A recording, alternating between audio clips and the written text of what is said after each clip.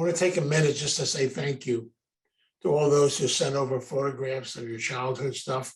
I will respond to each and every one of them as soon as I get the opportunity to do so. It was a little crazy, busy weekend, but I really enjoyed them, and I will respond to them as soon as I get an opportunity to sit down and go through them. Okay, so if you haven't sent them, send them over. I got some of them are really interesting. It's all part of it, so I appreciate that. I also want to thank everybody for your birthday wishes.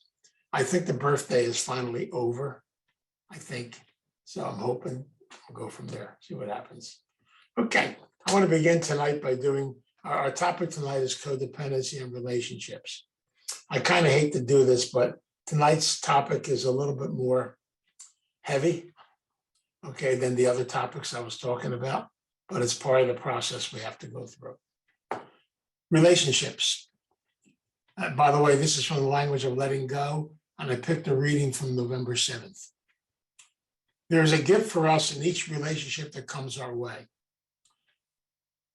Sometimes the gift is a behavior we're learning to acquire: detachment, self-esteem, becoming confident enough to set a boundary, or earning our power in many other ways. Some relationships trigger healing in us, healing from issues of the past or an issue we're facing today. Sometimes we find ourselves learning the most important lessons from the people we least expect to help us. Relationships may teach us about loving ourselves or someone else. May we learn to let others love us. We don't have to control this process. We'll understand it when it's time. We can also trust that the gift is precisely what we need. Today, I'll be grateful for all of my relationships. I'll let myself to the lesson and gift from each person in my life. I will trust that I too am a gift in other people's lives. I wanted to share that because when we talk about relationships, especially when it comes to codependency, it has a lot of faces. I've often said this in my first book I wrote, is called Relationships, the Gifts of Life. In life, we have many, many different types of relationships, but all those relationships really are gifts, and all those relationships are ways in which we can learn things about ourselves as a person. Unfortunately, the foundation for relationships is supposed to come from our early family systems. Because the way it's supposed to be is, for a little girl, your father is supposed to be your role model for relationships. He is supposed to be your first love. It's supposed to teach you what it means to feel safe. For a little boy, it's supposed to be mommy. In some circumstances, because that didn't happen, we also have some substitutes that come into play. Could be an uncle or somebody else or an aunt. But basically, in family systems, these are where things are supposed to happen. Unfortunately, in many ways, when it doesn't happen, then we have a tendency to look for these relationships in other ways, in other places. So tonight, when I talk about relationships, I'm not just talking about the relationship between two people. I'm also talking about relationships we have with our jobs, we have with different situations in life, relationships that we have, basically in family. All these things have an effect on us, an effect on our growth. And that's why it's really important to be in touch with your history. But the ultimate relationship of all is the one that we have with ourselves. I've said this about 500 times because it took me a lot of time to get it through my thick Italian head. But the bottom line is, only until I learn how to love me can I truly give that to somebody else. Only until I truly work on myself as a person can I then give that gift to another person. See, it comes from the inside. You've been given the gift of love by God at the moment of our birth. And very many times we have a hard time expressing it. But we all need love. Unfortunately, in the world we live in today, they've taken that word, love, and they cheapened it. And we see that in very many areas of life. But the real concept of love has many components to it. But it also means my connection to others. Unfortunately, when we don't get our needs met as children, we then try to find them in other ways, in other places. Sometimes we find them in work. I can actually have a somewhat love relation with my job, and my job is taking the place of my identity, who I am, what I'm really all about, something I didn't have in the past. Basically, I can find that in another human being, but many times I try to find it in people. And so very many times we end up with people getting involved in relationships. And unfortunately, what happens when you don't get your needs met as children, then you walk into the two big codependency processes when it comes to relationships. And that is control and fear. See, I call them the ultimate codependency words.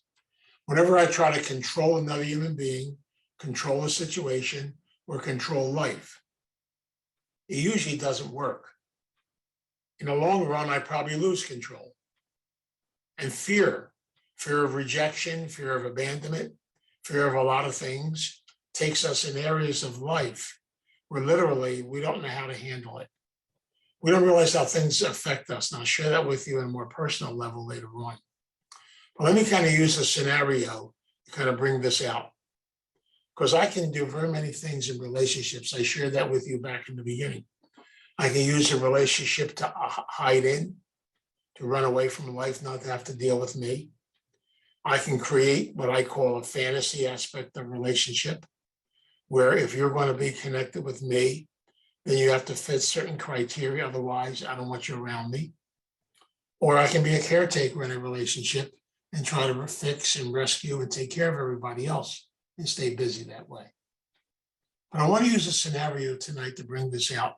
Sometimes I think in seeing things more visually, they come out better. I want to talk about a gentleman and a lady. Now, this could be two ladies, this could be two gentlemen, this could be you and your job, this could be a lot of different situations. I want to kind of put it into something concrete to bring out the concept of it. We'll start with the gentleman. We have a young man who grew up in a household where his father was a severe alcoholic. And basically, he was given a lot of negative messages by his dad. His father projected a lot onto him, told him how he was no good, rotten. He was really projecting his own feelings onto this person. And so his ultimate relationship with his father was that you're worthless, you're no good, you never amount to anything, and constantly being abused and even physically abused. He went to his mom, who's supposed to be a safe place to go to. And when he said to his mom, "How come daddy does these things to me?" And mommy's scared of daddy too. So mommy says, "No, it's not happening. Daddy's not doing that." Now go into his mind for a couple of minutes. He's being abused and beaten.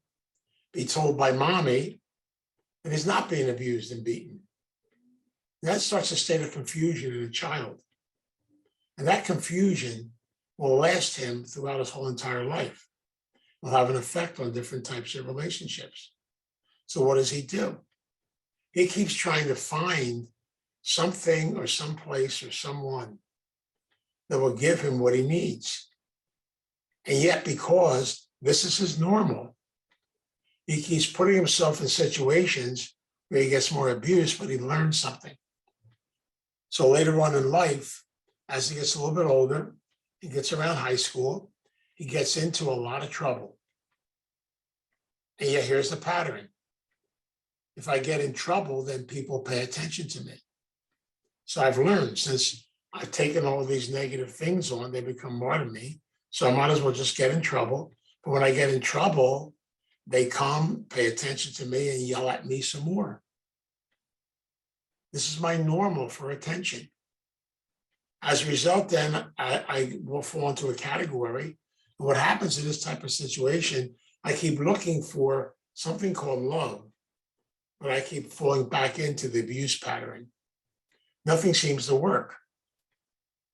Now watch what happens. I'm in high school, and at the end of high school, they always ask you that $64,000 question. What do you want to do when you leave high school?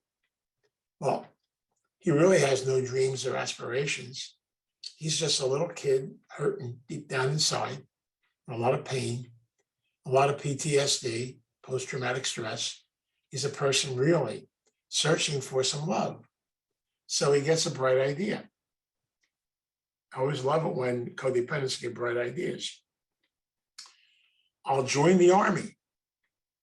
I'll volunteer for Vietnam. And if I get injured or get killed, then all of a sudden, I'll be important.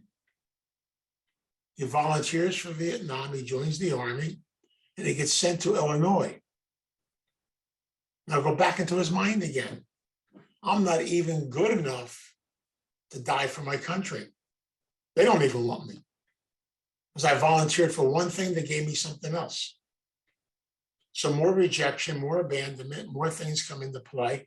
And as a result, then, it's almost like that abuse pattern has set up another whole pattern of relationships in his life and decisions and things that he makes. Now, I'll leave him just for a couple of minutes. I want to talk about a lady. We have a young lady who I refer to as the oldest. She is the oldest of 8 children. She is Miss Wonderful and Miss Fantastic, Miss Goody Two Shoes.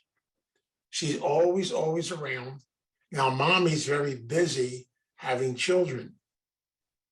So she's very busy raising children. Now she has a pattern. In her family system, she needs to be the responsible one, needs to get things done, needs to help raise the other kids. And all of a sudden, now this becomes her normal. She's comfortable in this role and she will do a good job because she always does a good job. At the same time, she gets good marks in high school. She's really an achiever. She gets things done. She's always functioning, always getting things the way they're supposed to be. Everybody depends on her. She's great. Now, at the end of high school, they asked her that question. She has it all organized. She's a good codependent. She's going to be a teacher when she leaves. Now, look at the pattern. Raising kids, around kids. Now she'll become a teacher and have more kids. Because with kids, she's comfortable. She's learned how to have a relationship with children. That has become a normal for her. Now down the road, let's just say as a scenario, she meets this other gentleman who was abused and everything else. And, she basically feels like she needs to help him a little bit. Later on down the road, they end up getting married. And of course, she's going to straighten this whole thing out by forming the little house on the prairie. Everything's going to be wonderful. Everything will be great, because she'll make sure everything is wonderful and great. He loves it. He now has the family he never had. And as a result, literally, he has all these expectations of her. He wants everything from her, but there's still that fear in the back of his mind. Fear of rejection, fear of abandonment. And so what does he have to do? He has to make sure he holds on to this new family. And here comes the control. Here comes the fear. Here comes the codependency. She, on the other hand, basically is comfortable because she's used to raising kids. So she has 4 children in a short period of time. And now she has 5 children because she has him. She's back around children again, taking care of them. But then something happens. See, kids have an audacity to grow up. They go to a thing called school. She has time in her hands. Pretty brilliant lady. So she starts, reading a lot, watching some seminars, getting information, going to different things, and getting educated again. And that drive inside of her to be able to do something with herself more than what she's doing comes into play. But she knows if she talks to him about that, he's going to get scared. So she does it for a while, but eventually she has to talk to him. Immediately, fear kicks in. See, there's that thing in the back of his mind. It's only a matter of time until something's going to happen. And then all of a sudden, things begin to change. Now, different scenarios can work out. I could take this in a lot of different directions. I just wanted to bring those 2 people out to you to give you an idea of what happens. But you can take that into the workplace. to a lot of areas in your life where these different little things have an effect on how you have relationships and where you build relationships. And that's why people a lot of times keep searching for someone to make them happy, someone that basically they'll be okay with. But really, in reality, what are we really searching for? I'm really searching for, I need to be happy within me. And so I got to be able to look back and see where this stuff comes from. I'll give you an example on a personal basis in my own life. As most of you know, my parents were arranged. They came from the old country, and they were married over almost 18 years before I was born. To more than my birth, my mother had a late pregnancy. So basically, she was, I guess, close to her late 30s. Of course, back in 1940, that was kind of late. And she ended up having me cesarean birth. So when I was born, my mother had me cesarean, but she had a lot of complications.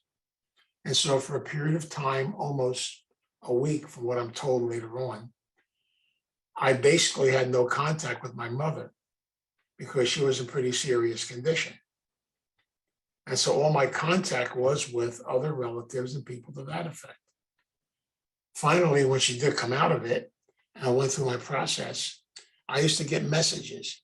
These are childhood messages, because there's a part of me that felt a little bit of abandonment and rejection because I was taken away from my mom and literally no connection with her for a period of time. Now, if they do things differently today, but back then they didn't. And so the concept was, those fears were, those things were inside of me already. But then on compound it, being Italian, of course, I had my aunts who loved to kind of put things in there. And I never forget my aunt that used to say this to me all the time. You better be a good boy because you almost killed your mother once. You better do what she wants. Otherwise, you might kill her again. Nah, you're a child. I almost killed my mother. But see, even though I could logically explain all that away today, that tape plays in your head. It becomes part of you. And I know it led to me in my childhood, always wanting to please her and make her happy, do whatever she wanted me to do, whatever direction, and even going into the seminary and going into the priesthood. I lived out her dream. She had all kinds of dreams for me. So indirectly, I almost became almost like an indirect spouse, living out what she wanted, not knowing what I wanted. I didn't even know what I wanted. But it's amazing how these things play. Even little messages you get here, you get them there. You pick them up from forms of dysfunctionality in your family system. Then later on, of course, I had to spend a lot of money on therapy. What can I tell you? I fit the crowd like everybody else. And as a result, then I had to work through a lot of this stuff. But it did lead me into a lot of areas in my life, even though externally I could function because I always wanted to make everybody happy and take care of everybody and be in charge of everything and make sure everything's okay all the time. Billy knows this from way back when. And as a result, then I was very good at what I did because I always wanted to make sure that everybody got what they needed because I didn't get what I needed. But I realized, though, that because of what happened in my childhood, I did have a lot of anger and frustration inside of me. But goody two-shoe codependence, we stuff that anger, we keep it inside, and we smile on the outside. And as a result, then what happens after a period of time, you basically are scared to make decisions or make changes. It's interesting how I know I don't belong where I belong, but I really can't make a change because so many people are going to be upset. They're going to be angry. They're going to look at me in different ways. At the same time, you become comfortable, even in situations you don't want to be in. And I hear this from people a lot of times. They'll say to me, I'm really unhappy in my life. I'm unhappy in my relationship, but I made a promise till death do us part. When in reality, I tried to explain to them there are 3 different forms of death: physical, emotional, and spiritual. So this is died spiritually, it's died emotionally. There's only 1 left, but 2 out of 3, that's enough. Don't do the 3rd one and commit murder or something, please. You know, the bottom line is we have to make decisions in our life. So you may find out later on that something that you thought was going to work in a certain direction, through a lot of work, you may find out you got to make another decision, go to a different direction. And in my life, I know it took me a lot of years, a lot of therapy, and a lot of work to have to finally make a decision that I was scared to death to make, because I didn't know how to make it, nor did I know how to function. But once I made it and walked through the fear and got to the other side, then change did take place. And that goes through everything in all relationships, whether it be with a job, because it's like when I have control of the situation on a job, that I'm able to function and do it. But then basically, once change comes into place and things start to happen, and I start losing control, or I start getting older and I can't do the things I used to do. And now all of a sudden, I got to make changes in my life, and that scares me. And the bottom line is I keep thinking things are going to always stay a certain way, but nothing stays a certain way.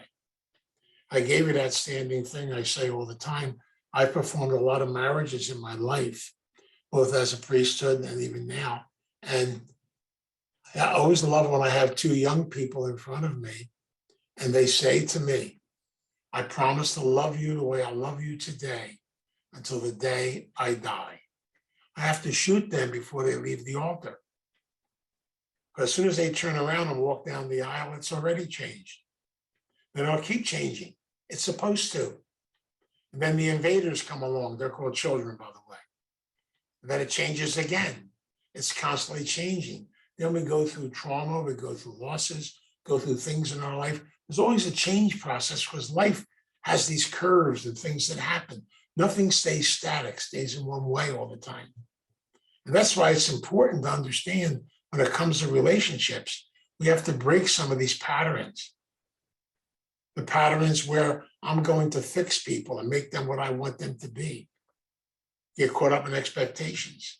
I've heard that in relationships a lot of times, you know.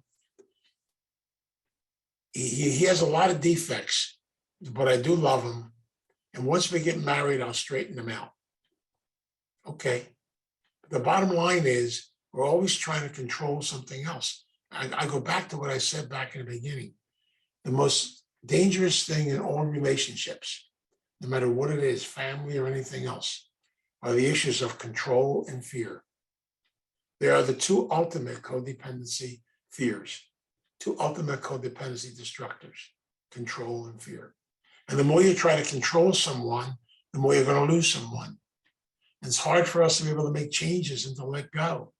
It's hard for us to look at things because if you don't learn what I call one of the most important spiritual words, actually 2 most important spiritual words, acceptance and adjustment.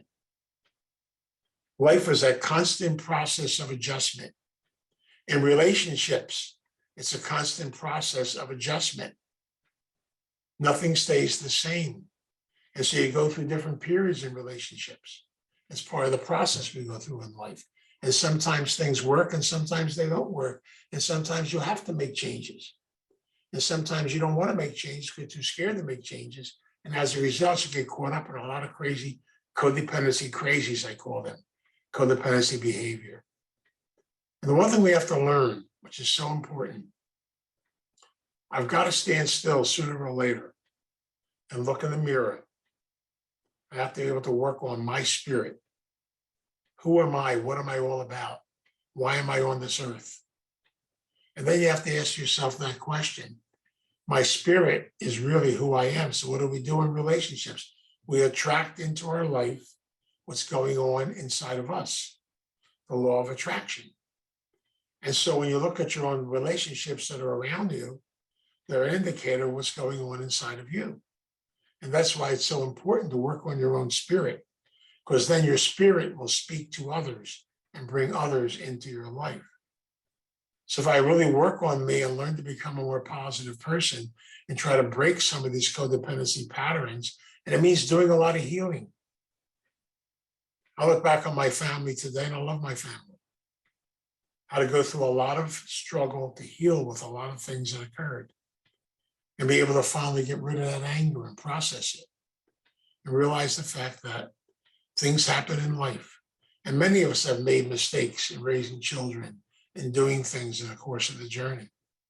And yet we have to be able to admit to those mistakes and not kind of make believe they didn't happen. It's all part of a learning process we're going through when it comes to relationships, because relationships are the gift of life. They're everything in life. That's even interpersonal relationships between you and a worker, you and somebody you're connected with, you and people that you work with in recovery. Even in the recovery world, we have to learn how to have relationships because we're bringing together people from all different aspects of life. And they're all the good teachers. They're all things we can learn, but we got to be open to it all. I just don't want to be around people that think just like me. I call that being dead while you're alive. Scary. I don't want to be dead while I'm alive. I want to be able to be around people of diversity, learn new things, see different things in life, look at things in new directions. And I'm not going to have to agree with everybody, be happy with everybody. There's situations in life I don't like, but I have to learn not to hate. I have to learn to be able to heal, to make peace, to make settlement. I have to learn to pray. I have to learn to build a relationship. Even my connection to God is a personal relationship. In the past, it wasn't. In the past, it was a learned relationship that was given to me by somebody else. Later on in life, I have to develop that relationship to where it becomes personal to me. It helps me on my journey so that I can make changes in my life. And the amazing part about it is, one of the things I learned from AA, which I love, and it's the thing I love so much about how they put everything together in AA, because again, they realized it was going to be a relationship between people and their addiction, people and their dysfunctionality. And so as a result, what do? When they put the big book and the steps together, you'll notice something. Everything is suggested. Everything's open to what works for you. Take what you can use and leave the rest. There's no absolutes. Even the only requirement for membership is a desire. It never says you have to get it. Do the best you can do. Be open to it. We can't get caught up in absolutes all the time. They'll make you crazy. And that's why the more you try to control everything, the more I realize the fact it's not going to work. Because you'll eventually rebel against it. And that's why you have to be able to have that support and work on the spiritual, physical, the emotional, all different aspects of our journey in life. So relationships really are the gift of life. You don't meet anybody in life by accident. Nothing happens by accident. Everything is a teachable moment. And we can learn something from everything and from everybody. I have so much gratitude in my life today for all the people that have been part of my journey. I'm learning so much. And what I'm really enjoying today is being around a lot of young people. Half the time, I don't even know what they're talking about. They speak a different language, but it's the excitement around them. It's okay. I can say to them, would you do me a favor? Translate that into old people language, okay, please? So I can understand what you're talking about. They get a kick out of it. They enjoy it. So I'm learning. I can learn so much. I've learned so much about this thing. I've learned so much about life, about doing things differently, about Zoom, about being connected to people, being around people. I mean, even in my recovery program, my sponsor lives in California. I never thought I'd have a sponsor across the country. Why? Because of this. So I can meet my sponsor every week for an hour and a half on Zoom and go over stuff and work my steps and do all kinds of stuff. I've learned because now it's opened up a whole new vision. I now have friends in recovery from Texas, from Nebraska, from the Poconos, from different areas. It's so neat to be able to meet people from different areas and different places and learn different things. And it opens doors up in new directions. Now, you could go back and say, I want everything to be the way it was before. Now, I hear that every morning at the gym, I know. But it's not going to go back. I'm sorry. They say to me, well, that was the great era. The great era is today. It's where you are today on your journey. Yesterday leads to today. And if we're still around, it'll lead to tomorrow. You can't go back. I'm sorry. What happened in your life was supposed to happen, whatever experience. The key is, can I look at it positively? Can I learn from it? Can I grow from it? I'll never forget a gentleman whom I'll love to the day I die. I still have a lot of contact with him. He's older now, but he worked for years in Philadelphia for the sanitation department. And I love this guy, very simple, down-to-earth guy. And he used to say to me all the time, these guys I work with, they always complain about their jobs. I'm happy to have a job. And I was talking with him one day and he said to me, it's where I got this from. He said to me, nobody looks at it this way, but I do. I'm actually a healthcare worker. I said, what do you mean? Well, think about it for a minute. I go around collecting people's garbage. Now, if I don't collect that garbage and it keeps sitting around there, you're going to have rats, all kinds of problems. You're going to have health issues. I'm a healthcare worker and I enjoy what I do and I celebrate what I do. That's what I mean by a positive attitude. See, in that kind of an attitude, then you're going to be able to look at your job as a relationship, something I can look at positively, no matter what it is. Instead of walking around saying, oh God, it's Monday. Can't wait till Friday. I mean, I get a kick out of it sometimes because we can't wait till Friday. And then Sunday, we got to get depressed because Monday's coming. Just blew the whole weekend getting depressed again. The bottom line is no. It's an expression of who you are. I have my attitude.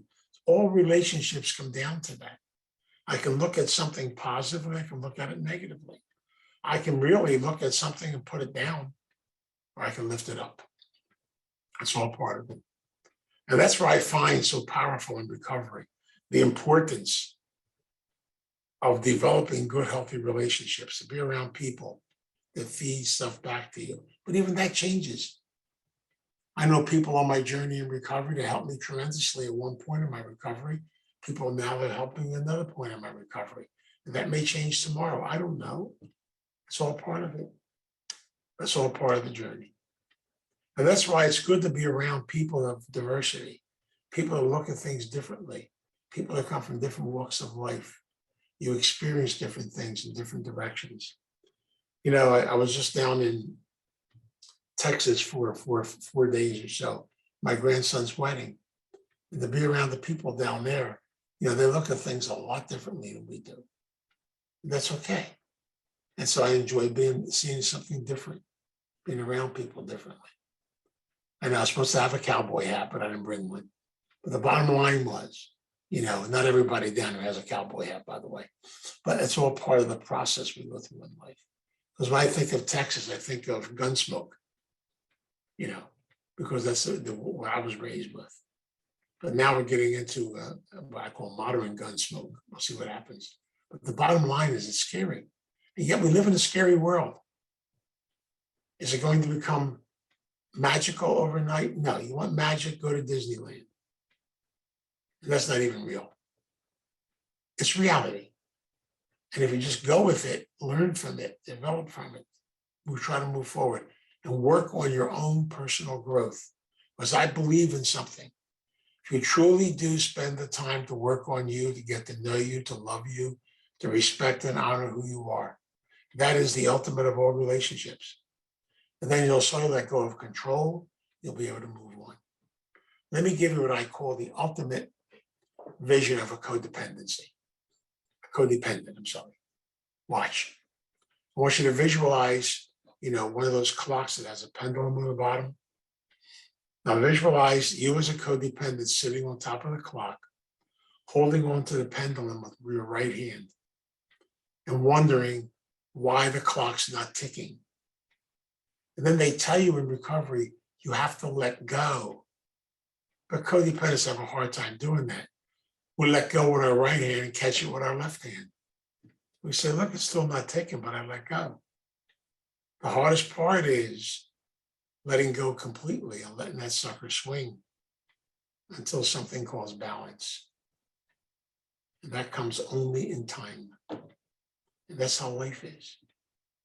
So my message to you, my prayer to you tonight, my message to you tonight is real simple. Please, please look in the mirror tonight and love that person in the mirror. No matter what the situation is, love it. Love that person with its ailments, with any parts of its joys, its celebrations, and just celebrate being who you are. You are on this earth. You're a gift from God, and we need to be connected to each other. And we learn from each other and we grow from one another. And no one has come into your life from birth to death by accident. They're all teachers. Got to try to be open to the lesson. That's the important thing.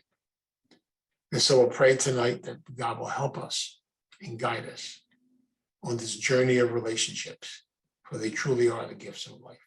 Let us pray. God, we come before you as a family tonight. We come before you in joy and celebration. We come before you sometimes in turmoil. We come before you in honesty. Help us on our journey. You are constantly sending messengers and teachers into our life. We live in a world that sometimes is hard to explain, in a world of chaos and confusion. Help us to live in this world with somewhat of a positive attitude and try to find a sense of who we are. If we just can pass that energy, that beautiful gift of life, on to one other person, the energy of hope, the energy of peace, then our journey on this earth is worthwhile, for we are truly your messengers. Thank you, God, for the gifts of everything we've had in life. And help us always to appreciate, to celebrate, and to honor who we are, to honor the gift you've given to each of us. In doing so, hopefully we can honor others. We pray and we ask this, and we pray this in your name. Amen. And now if you're going to unmute.